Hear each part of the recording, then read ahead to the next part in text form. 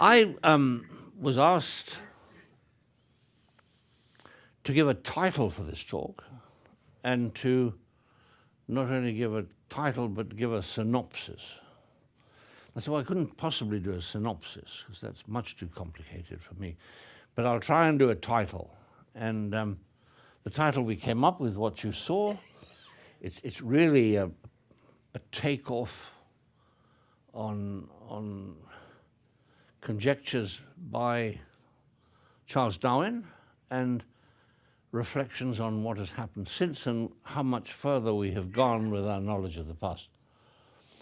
Some of the people in this room, some of you wonderful guests, will know that I've been relatively inactive in actually being a field participant for some years. My wife, Maeve, and my daughter, Louise, and their colleagues have continued to do the research at Lake Turkana. And inevitably, because of the facilities of the Turkana Basin Institute, we've had frequent occasions to hold conferences and seminars, both there and at Stony Brook University, where I was delighted to accept a position on the faculty. And so I'm fairly up to date with the state of the game. There will be those who say, I don't really know what I'm talking about, but they were saying that 40 years ago. So I think we just have to accept that even if they haven't moved on, I have. But we still don't know everything about the subject, but there's no doubt in anyone's mind that whether you're talking about fossil remains from Ethiopia or South Africa or the Turkana Basin or other parts of Africa or the world, the total picture of the human origin story is so much more complete than we could have ever dared hope for. Do we have some outstanding areas of disagreement, of interpretation, and outstanding areas of debate about the significance of a particular find, a series of finds, the age of the finds? Of course, and it would be foolish to pretend that we have all the answers. Indeed, we may never have all the answers, but I think we've had enough success in trying to find answers that those who say there's no evidence for human evolution simply are not telling you the truth. There's an incredible body of evidence, and it's an absolute certainty that we are the product of changes that have taken place over time in a number of species, including our immediate ancestors, and most of the critical changes have occurred in Africa, and most of the critical changes that we can see and interpret, like so much else about life, have been occasioned by climate change. And I think the relationship between climate change and the consequential habitat change and the adaptation of organisms to the new circumstance in environmental change have led to the branching off of more successful adaptations and the extinction of others. I think it was unfair, really, to suggest that we could in any way bring Darwin into the conversation of the last 100 years, because he had absolutely no knowledge even of Neanderthal. And yet he conjectured, given what he had seen in part in the Galapagos, with different species of birds adapting in slightly different ways to slightly different circumstances, but clearly having had a common starting point, that humans would have, in his mind, certainly have evolved, and the closest he could see to an ancestral condition would be the great apes of Africa, the gorillas and the chimpanzees. And he put forward this idea that, yes, we could look to Africa for the ancestry of humanity, and that it was part of the evolutionary story. That was, if you like, a conjecture, but it was based on observation. And I think if the late Charles Darwin hadn't brought us into the discussion, evolution would have been considerably more acceptable to conservatives around the world today. But they found it perfectly all right to look at the birds of the Galapagos and the antelopes of Africa in terms of a history going back to forms that were different.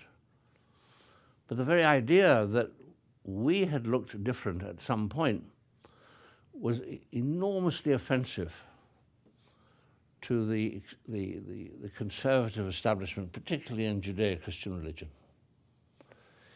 I think up to this day, one of the challenges to those who reject the notion of human evolution is a very simple, and I hope I don't offend any of you here, but I don't think you would have come if you would likely be offended. But let me say, I think you can imagine the creation of us in God's image, but we have no idea what God looks like, if he exists. But he sent along his child, and his child looks like us. So God must have created us in our image. And so to suggest that there was something before that that didn't look like us was a no-go zone. And the further back you go, the more unlikely it is that you're talking about an ancestor. After all, it's got hair, it's short. At some point in time, it didn't have ability to walking on two legs. You say, this is an ape, or if it's not an ape, it's something like an ape. And this, to many people, even today, is the bit that sticks in the throat, intellectually, if you like. And I think it's one of those things that will take time to change. But if we had, and we don't, but if we had every single generation represented by fossil remains going back 3 or 4 million years, it'd be very difficult to say when we start, because there is no specific starting point that you can say this is Homo, this is not, or this is sapiens, this is not. And I think where we are today is trying to figure out the complexity of describing what we think using in part the terminology and lexicon of scientific vocabulary and use of names to describe species, and we haven't even got the notion really clear in our head what a species is, living or extinct. And the more we look at living extant species on the basis of genetics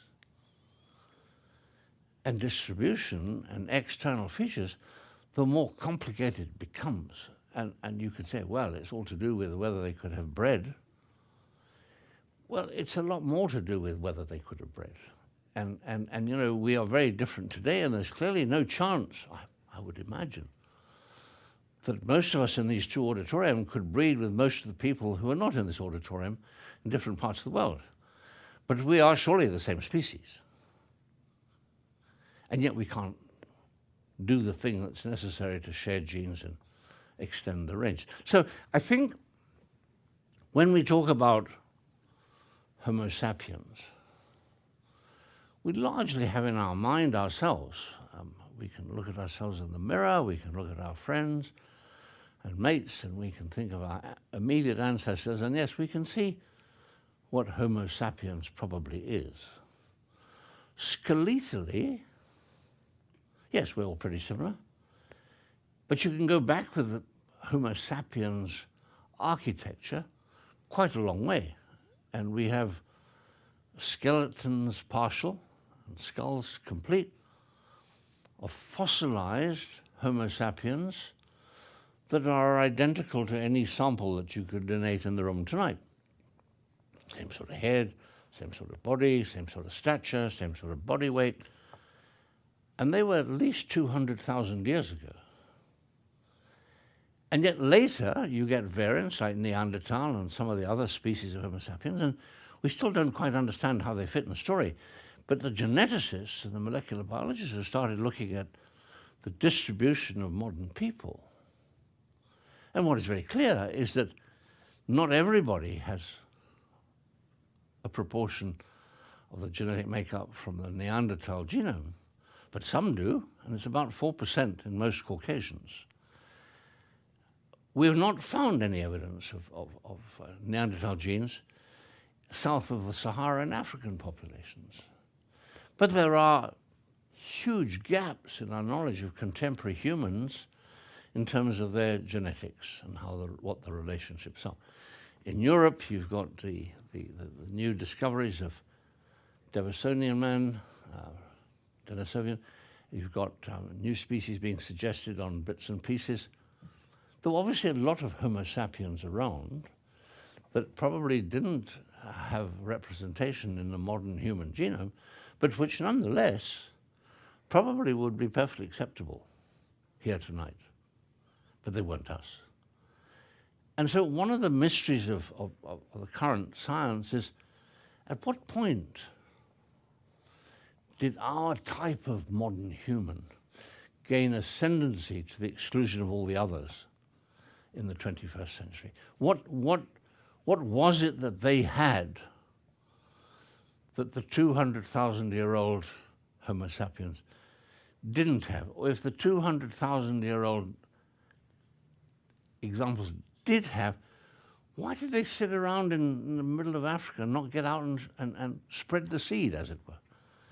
These are some of the interesting questions. And although I think genetics will go a very long way to understanding some of these questions, at the moment we're, to a large extent, confined by what we find in the prehistoric record and the so-called lithic or cultural evidence, how people did things with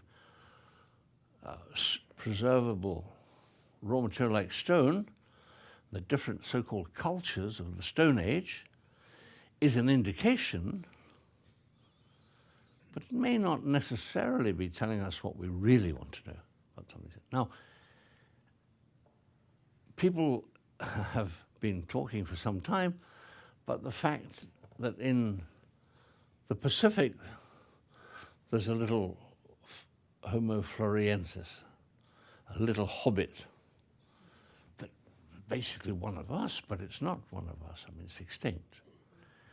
Recently in South Africa they found a series of fossilized remains of something quite like the hobbit, quite like us, also diminutive, that was living in the caves of South Africa 300,000 years ago. We have, as I said, 200,000 years in East Africa, in Ethiopia and Kenya, fossils of people just like us in terms of stature and size. How did these interact? Because there's no evidence in the lithics or the stone artifacts that there was much mixing. And if there was, you don't see it in the stones because they're all doing more or less the same thing. And different archaeologists have given specialized names to an industry, as they call it, this place to that place. But clearly, by 300,000 years, there were people doing things that were very clever in terms of making stone artifacts. We tend to think about even 300,000 years ago as our ancestors just being rather hairy and grumpy, making stones, yes, but not really capable of a great deal more. And the idea that they might have talked, or they might have been able to make baskets, or they might have been able to fetch and carry water long distances, or they might have done a lot of the things, including, you might want to think, song and dance and art. Because we haven't found it, we like to think they didn't have it. I think this is very wrong. And I think we really have evidence now that if we look more closely at the last 500,000 years, say, you're going to find things that you would not have expected if you read the literature. But if you listen to me, I think it's a certainty we're going to find them. And I think there's no question that a lot of the attributes that make us what we are very ancient in time. Lake Turkana is not going to answer all these questions. South Africa is not going to answer all these questions. Ethiopia is not going to answer all these questions. But, and again, I'm going to take a slight divergence, but because all of these expeditions and researches need funding, they're all scrambling to hyperinflate the importance of what they have, so that the granting agents say, oh, that one's ahead, look, we'll give him more money. And I think the point that I want to come back to is that the Simons Family Foundation is one of the few examples where this doesn't seem to be the criteria, and where I have heard in this auditorium, Jim asked the simple question, why do you people, not just us, but other scientists who've been here, Nobel winners and people like that, why did you start doing what you're doing? And I think to a person, they were saying, because of curiosity, we wanted to know why the hell this works and this doesn't. What is it that makes the difference? Curiosity. And I've heard Jim and his colleagues make reference to the fact that basic science doesn't have to have application in terms of getting to the moon and back, or solving a disease. Finding out, you might find something that could have application. But I think if we're going to really start looking at the origins of the last 500,000 years, there has got to be some time given to continuing basic research, finding more fossils, getting better dates, looking at the isotopes, looking at the paleo diets, and doing things like that, that simply generally have not been the common denominator and denominator of the science going forward. So I think the last 500,000 years, when Homo is clearly present in more than Africa, is going to be the most interesting in terms of the next decade of science. And I think there are a lot of questions there where you'll see the merging of research in genetics and merging of science in the anatomical sciences and the fossils and the archaeology. They can be quite extraordinary and exciting in terms of a better picture of what we are. And I think, does it have application? Well, I mean, the most fundamental application is that regardless of the color of your skin, it's your story. And I think the evidence that's coming out that we are a single species and we share a common past, and God knows we share a common future, I think this is a fairly good application of knowledge, which started out not necessarily to deal with bigotry and racism, but is actually having an application to those contemporary issues that I think worry a lot of us as we go to sleep at night. Why are we in the mess we are as modern humans? So let me say that, interestingly, we have Homo, big brain form, whatever it is, in Africa, going back behind 500,000 years. You've got it in Asia, China, Indonesia, and Europe, and Homo erectus, as it's called, goes back to about 1.8 million years in northern Europe. And I think 1.8, 1.7 million years in northern Europe, probably turn up in China at the same time. So there was a thing, a creature, a species about that was doing very similar things with his hands and brain in terms of making tools, that left Africa around 2 million years ago, populated parts of the world that it could, used a technology considerably more sophisticated than stone axes, but must have involved the capacity to carry water and do things that we assume are very special to our species, sapiens, but they couldn't have been. They couldn't have got out of Africa if you had no more of a toolkit than a club and a stone. So we haven't got the evidence yet, but I think it would be illogical to think it's not going to be found at some point in time as we go forward. Interestingly, although people have worked extremely hard to find earlier than 2 million-year-old fossils beyond Africa, and there have been different motivations for doing so, but one at least was a very European idea, that if we have to have evolved, then please let it be in the northern hemisphere where we come from. I mean, Let's not have it coming from down there. Well, that's not proving to work out very well, and hasn't been for a very long time, and I think that prejudice is probably being dealt with. But even in my childhood, early teens, there's still a lot of talk about the stupidity of Louis Leakey, my father, in insisting that he would find the ancestors in Africa, and surely he would know by now that you have to go to China or Indonesia to find our ancestors, and you don't mess around at the Olduvai Gorge and places like that, where you've got ape men or hairy beasts that never became us at all. And that was very much the norm in discussion, and the sort of earliest epithets against my father that I remember as a young boy was that he was stupid to think that way. And, well, he was right. And Darwin was right.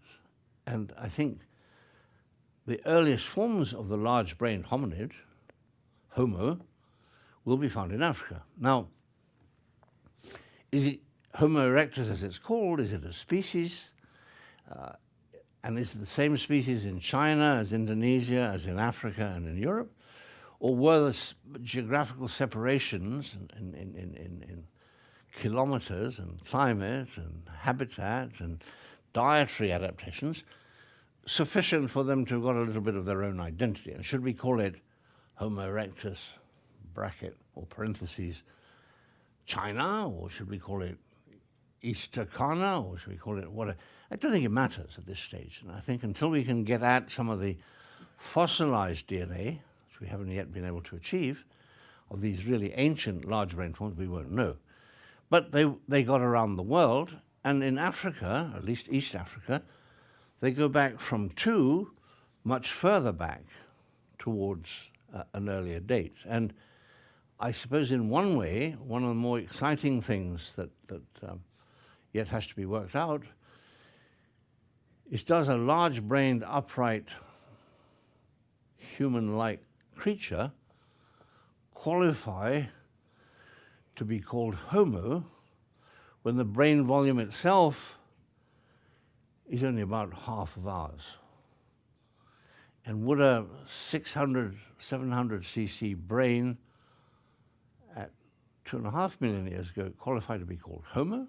Or would it qualify to be called something else that nobody's had the courage to name? And this is the sort of debate that is now going on, and the successive generations behind us and going forward will at one point resolve. But we no longer have the time for thinking minds to be given 30 years of solitude thinking to sort out those problems like Darwin had and Linnaeus had. So we have to figure out how that's going to come about. But I do think, there's no question at all, that there is now evidence that if we associate technology, in quote, technology, making stone edges to cut things, as part of the definition of our behavior that would apply to being Homo, because nothing else does it, then the oldest known artifacts are currently at a date of 3.3 million years, which is a hell of a lot older than people dared to have thought. Now, when you say artifact, it's clearly, as we've got several sites now, where stones have been found in geological context, which suggests that we're finding them where they were abandoned, and finding them in where they were abandoned, now buried under volcanic strata and others, where you can get an actual date of 3.3 million years. These are artifacts in the sense we use the word. Now, a number of people, and I was telling Marilyn a little bit about this earlier, find it a bit uncomfortable because there are no large-brained fossil skulls of anything that even remotely resemble anyone in the later period. So is Homo defined in part by behavior, and is behavior in part implied by the presence or absence of stone tools? And it's made more complex by virtue of the fact that there were a number of different types of hominid, albeit with much smaller brains, But could several of these creatures have been making stone tools? And if so, are these tools at 3.3 million years the product of a lineage that led ultimately to us, or the product of a species that became extinct and it was reinvented somewhere else at another time? These are questions that we haven't got answers to, but it seems to me quite probable that tools at 3.4 signify the first stirrings towards a brain that grew quite rapidly, because with stone tools you can access meat. With access to meat you can get a much richer diet, relatively easy, and you can nurture young over a much longer period because you get food without having to go and look for it in far distances. So I think the presence of tools at 3.3, for my purposes, implies that the Homo line, not species or genus, but the line, has bestirrings that go back to around 3.5 million years. So people like to say, well, do you know, what about gait? Well, we walk around on two legs very successfully. We have skeletons, postcranial remains, that show that at 3.5 million years they were too. In fact, we can take bipedalism in terms of knee joints and hip joints back to just over 4, and they were perfectly capable of wandering around on two legs with hands free from support, which is very important, because if you're using your hands to keep you off the ground or to hang from a branch, you don't have the precision grip, you don't have the dexterity to do these. And if you're going to make stone tools and use stone tools, you've got to have a hand that can get a certain degree of skillful manipulation. So there's that aspect. Bipedalism is not the definition of Homo. After all, ostriches are bipedal. So I think we need to be cautious now what we're defining as an ancestral line and how we define the bestirrings of behavior that may relate to us later on. But of course, the other question that everyone was asking, and I was again talking to Baron a little earlier about, is speech. We have this idea that even Homo erectus sort of but couldn't talk. And how arrogant are we going to be?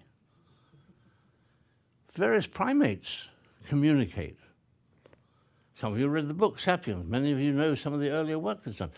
Primates can communicate very skillfully without words that we understand about the difference between a leopard and a vulture or an eagle. And I think complex communication is very important, but again, I don't know, and will we ever know? But what I can tell you is that if you have a stone tool and you make it, you have to have a brain that can see it before you make it. So no good saying, well, capuchin monkeys take two stones and smash them together. When they do, they leave them. They don't pick up the bits of stone that they smashed. They just take the powder off the one that got badly broken and they lick it. It's got a mineral in it. Humans, on the other hand, at 3.4 million years or 3.3 million years, seem to have made something for a specific purpose, and that was cutting. And one can imagine early bipeds on the African plains, on the east side of the continent, wandering around, coming across something that a lion had left behind, partially eaten, or a leopard, or a hyena. There's always something to get out of it. But with these stupid teeth that we're endowed with, even if you find a half-eaten carcass, or almost completely eaten carcass, you can do nothing with it unless you can somehow prepare it for your mouth to chew and swallow. And so I think banging stones together to soften tissue may be a way it began. But the point is, once you've got a sharp edge, and I was explaining a few years ago we had a conference at Takara, and we got a bunch of silverback primatologists to come up and explain to us why it was that they thought these 3.3 million-year-old tools didn't in any way signify something special. And I had them try to tear a goat carcass apart with their hands. Didn't work. Try to tear it apart with their teeth, ticks and hair, but not much more. Tearing and where we had slit the goat's throat, fresh, too much for them. So they'd made some stone flakes the day before, and with those, Initially, they still were a bit of a loss as to what to do. But then they said, could we ask for help? Sure. You just have to use your voice. And so we suddenly found that the primatologists in particular found voice. And one would say to the other, would you hold this leg, please, under tension, while I slice through the tense skin? And once you've got it, will you pull the skin so I can flay and cut some meat off? And in a very short order, they were very capable butchers. And then we went back after a wash-up to the meeting room. They said, no, we think it's very different what you can do with tools, but it's no good having tools if you can't ask somebody to help you dismember a carcass. And you must have had the ability to communicate more than grunts. Now, I don't know, it's a speculation. But I think the early advent of some form of more complex communication than grunts, and I think the stirrings of a mind that could imagine something that was needed but didn't exist and could be fashioned, may signify the beginning of an imaginative brain that with the use of speech could extend the range of survival hugely. And so I wouldn't be surprised in the course of time if we don't find evidence that imagination and speech, technology, are all part of a complex of behavior that leads ultimately to us and to some of the other species of Homo sapiens or subspecies or types that you find. But we're still bedeviled what you call them.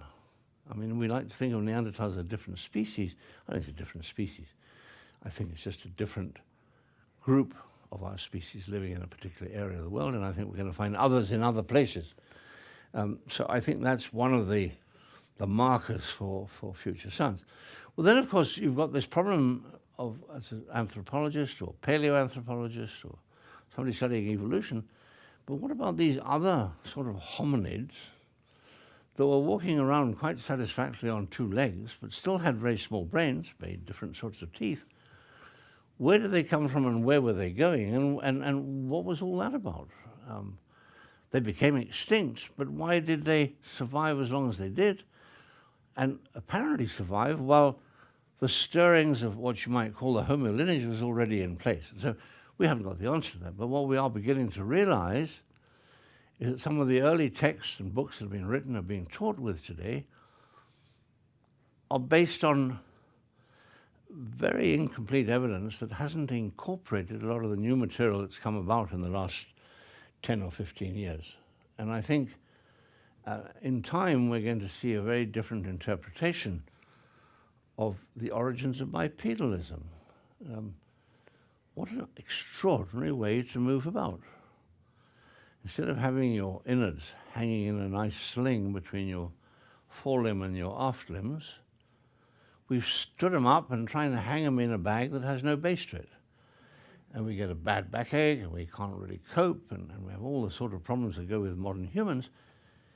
This is not something you would undertake lightly in terms of evolution. There must have been an enormous advantage to this strange change that came over not just our earliest examples of our lineage, but a whole bunch of these things wandering around on two legs. Hands-free. We don't understand whether in an adaptation to the open savannas, which come in at about 3 million years, or was it an adaptation for some sort of lifestyle in a more closed habitat like forests? What were the benefits to it? We do now see from work in Ethiopia and work in South Africa that around 2 million years, the so-called Australopithecines, whatever they happen to be, had quite curved fingers and were clearly much more capable of hanging on than we are with our relatively straight fingers. Now, is that residual from an earlier period, or is that something that was retained as an adaptation because of the habitat they were living in? Again, we don't fully understand that, and we don't understand exactly when the first bipedal pattern of locomotion came into existence in Africa, but it seems to be between 4 and 5, 6 million years.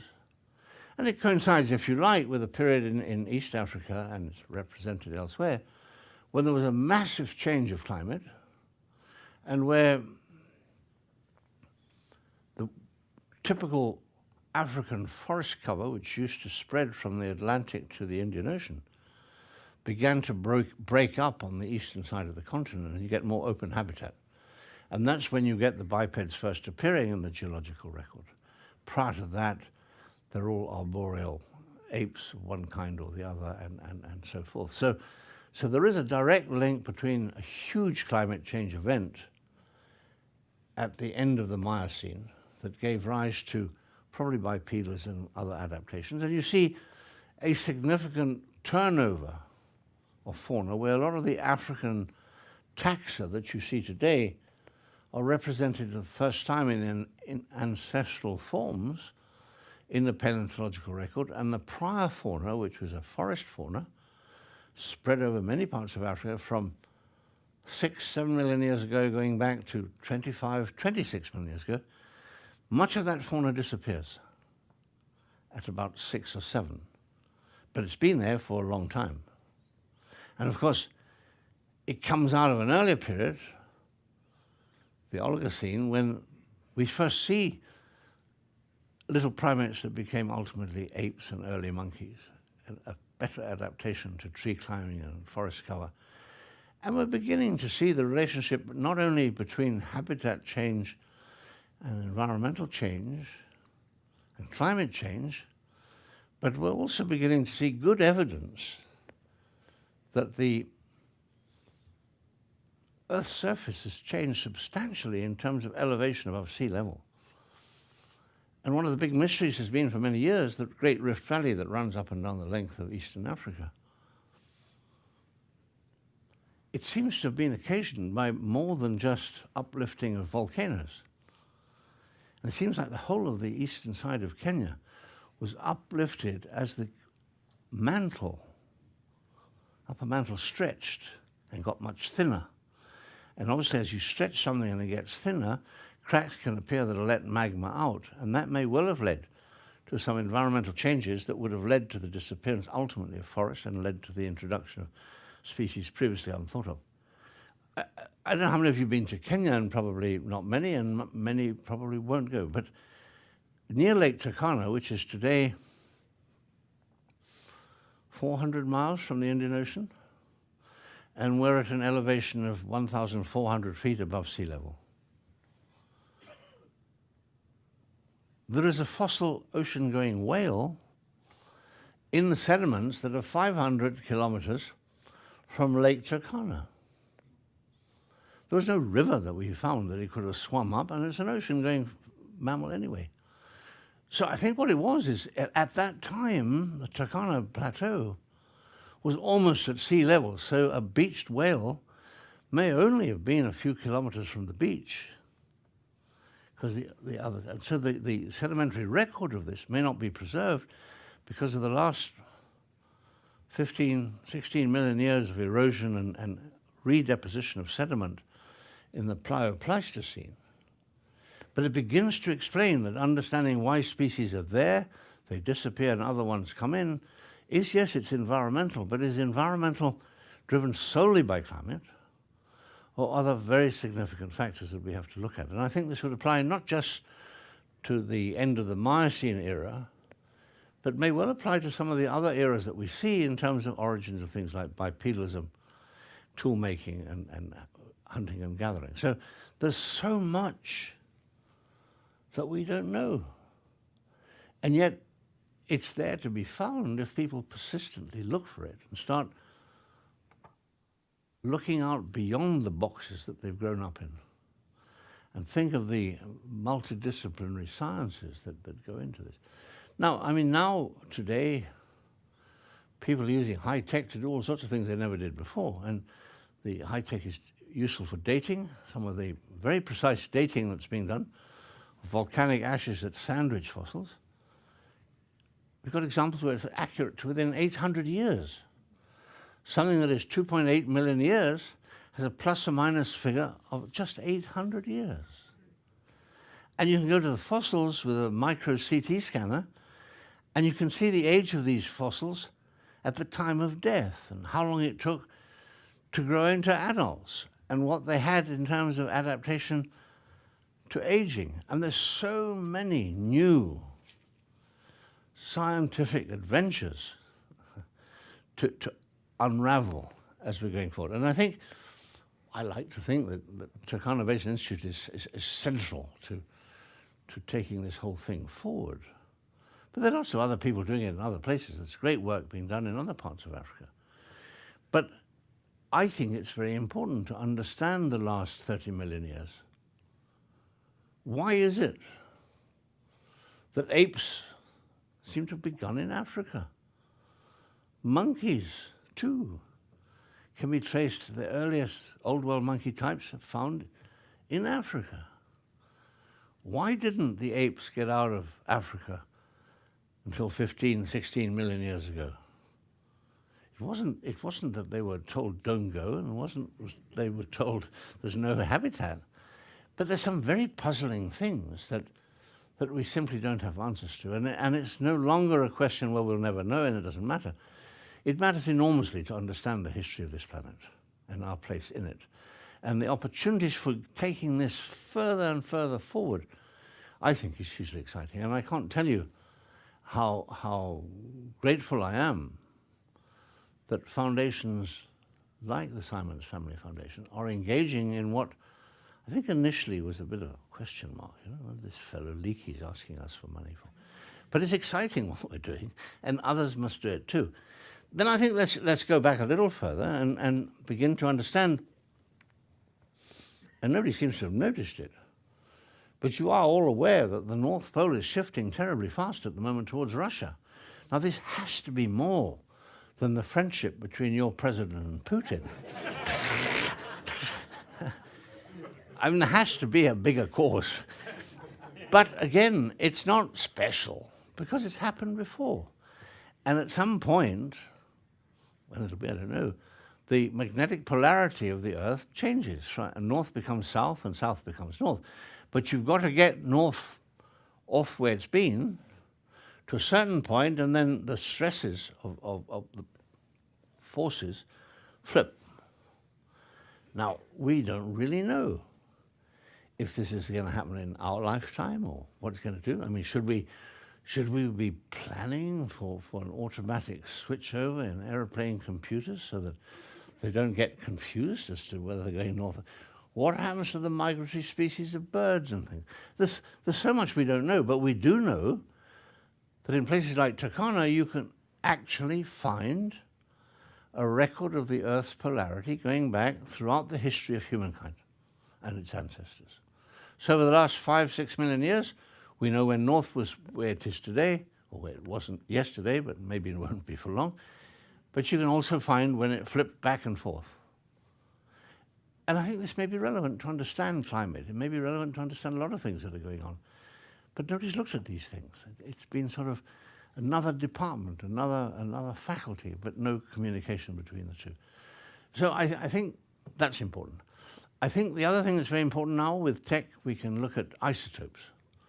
We can begin to understand what climate was. We can understand what different creatures were eating. With isotope studies now, it's enormously important to realize that diet has changed, adaptations for diet have changed, and these will be mirrored in some of the anatomical evidence that we're collecting in some of the fossils. How much of this pertains to understanding the foundational understanding of human evolution? I'm not sure, but it certainly adds a degree of scientific credence to the comprehensive study that's being undertaken. And that's important. And you know, when Darwin was there wasn't a fossil that he could talk about. When I was a kid, no ancient human had ever been found in a place you could get an absolute age on it. And I remember when my parents discovered, my mother found, and my father took credit for her discovery, but that times haven't changed that much, but they found Zinjanthropus, and my father certainly wasn't shy, and my mother was, so they can get a share credit, if you like, about that fight. But when they found it in 1959 at Olduvai, I was 16 or something, 15, 16, and they thought, my goodness, this is old, but it has to be at most 350, 400,000 years, maybe 500. And if you look at the newspapers and the magazines of the late 50s, early 60s, humans only went back less than 1 million years. I remember in 1960, the University of California ran an isotope date on the deposits that Zinjanthropus had been found and buried, 1.75 million years. And that was almost as exciting as anything that had been found in paleoanthropology heretofore, because none of the South African fossils had been dated, none of the Asian fossils had been dated, and it tripled the age of our type of ape on planet Earth. As I said, now we can bring it right up to the point where we can get hundreds of years certainty on some of these specimens, not all of them, but some of these specimens. Different techniques are being looked at for dating. And so it's no longer maybe, it's yes. What don't we know and how can we find out and secure it? And I think, I suppose in a way, and I probably lead with my chin a bit on this, that when Darwin inferred or conjectured that Africa would be where the ancestors were found, and when the body public in the West thought that was a bit too far to go to suggest that we had an evolutionary past, and Darwin came in for a lot of censure from a lot of quarters, and was various people got on his side and tried to defend him. Various people attacked him, and the established church felt that, and the wife of some bishop said, if it's absolutely real and likely to be true, God forbid it's ever widely known. And that was a prayer that was preached in many churches and things. But I'm afraid the lady's wrong. It is true, and we have it. But it's no good just saying it's true, we need to prove it's true. And the mathematician, that I'm not, understands that proof is essential if you're going to make a point. And I think we are getting very close to where there's no debate about whether it happened. It has happened. Why did it happen? We don't need to know why, but we know under what circumstances it may have precipitated the changes that we see. And that, I think, gives us a pretty strong hand in where we go next. And there's no doubt, and this is not part of a scientific talk, but the arrogance that we think that species are static, and Darwin pointed out they weren't, and the arrogance to suggest that climate's more or less as it is and always has been and always will be is pretty stupid. And the fact that we now know enough to know that we are the agent of change is pretty worrying. But there are an awful lot of people who don't believe that. And I think the idea of extinction is something we have to accept as is inevitable. When is another question. But I see that, and I was horrified the other day to learn that a very large percentage of the pollinating insects are gone. Close to 50%. 90% of our cereal food and fruit has to be pollinated by insects. So if you take away the pollinators, how are we going to eat? It's no good saying, well, we go to the supermarket, because the supermarket's got to come from somewhere. And we're in a mess. I mean, we're an unbelievable mess. And it's like evolution. Well, we take it or leave it. We've got to take it. We have a role to play. Not only necessarily we're trying to preserve ourselves. I mean, does it really matter if there are humans about or not? But in the process of going, we should leave some of the other species intact to get on with their existence. And I think that's what worries me. And it worries me a lot because, and I've heard others talk about this in this country, it's all very well for the extreme right and the conservatives, both in Islam and in Christianity, to say what they say. But they must not say it and in the same breath say science is rubbish. You can have any faith you like. but don't rubbish real life and don't rubbish facts. And I think there needs to be a stand-up posture to say it's not rubbish, it's true, and if you don't want to believe it, that's your problem. But for the stewardship of our planet, we really have to teach the young people where they sit in this rather rickety contraption we call Homo sapiens on this planet. So I'll end there, but just to say that we have enormous numbers of fossils, and people have read books and seen books, and heavens, it takes a more skillful orator than I to talk about the details of the scientific explanation of this species and that. But I wanted to give you an overview of where we are and why I feel it's so important to have collaborating, interdisciplinary, international research programs that can tackle many of these questions in a way that they haven't been tackled historically. I think that's a big plus that we have on our side. And so I will take some questions, and I will again thank Jim for inviting me, and thank you, Marilyn, for the Family Foundation support.